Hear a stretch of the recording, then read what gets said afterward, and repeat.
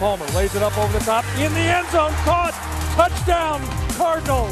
J.J. Nelson. Goff takes a shotgun snap. Takes the handoff. Takes it himself. Dives for the goal line, and Jared Goff runs it in on 3rd and goal from the 2. Well, a couple of highlights for two teams that have not had as many highlights as they'd like this year. Mark Istook and Bucky Brooks as we get ready for the Cardinals and the Rams. And look, if you're a Rams fan right now, you're not really as looking toward the draft as much as some teams in their position are, because they traded that draft spot away in the first round to land Jared Goff. We'll talk about him in a second. But the Cardinals, though, you see where they are on the draft board. If the season were to end today, the 11th spot, a little higher up than they're used to. A little higher up than they're used to, but this is a great opportunity for them maybe to get a quarterback of the future. We talk about Carson Palmer being a guy nearing the end of his career. The Arizona Cardinals at some point need to find a franchise quarterback to take the baton. Maybe they can find it in this year's draft. Really just kind of some head scratchers for both of these teams. The Cardinals not nearly as good as most people expected. Yeah. And then if you're the Rams, you wonder why they waited so long to play Jared Goff. And now that we've seen him on the field, we might have some insight as to why. Can he change perceptions, though, of how his rookie year went by how he finishes the season in Week 17? Well, I mean, I think you always want to see him building and becoming a better player each and every week.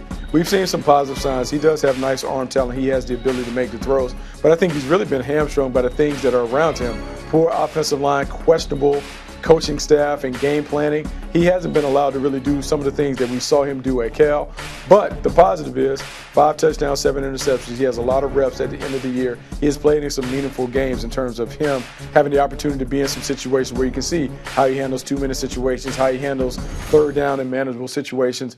Those things will help him going into year 2. But ultimately, this will be a guy that the next head coach will try and figure out how to build around and how to put him in a position where he can succeed.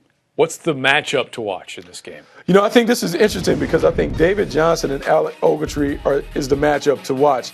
David Johnson has been phenomenal.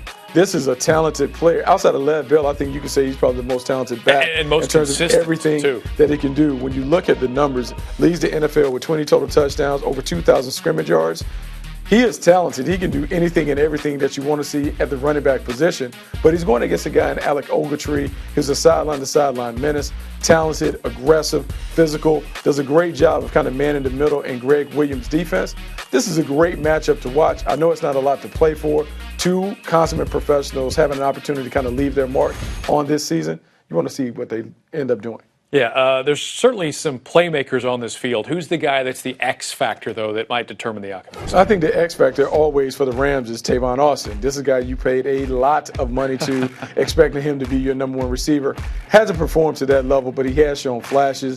There you see 3 touchdowns, 491 receiving yards. You would like to see more from a playmaker. Maybe this is the week where they can script some things for him to have an impact on the game. But if he doesn't have an impact on offense, he always can have an impact as a returner. We need to see more big plays from Tavon Austin because they're counting on him to be a fixture of their team, of their offense.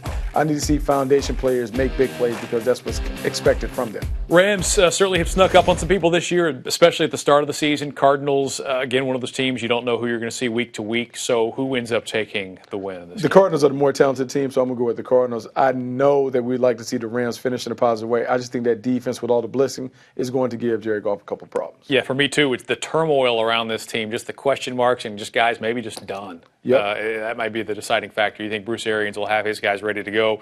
We'll find out if we're right. Week 17, it is the Cardinals and the Rams matching up. We'll be watching on Game Day Blitz. You know what? Watch with us on Sunday.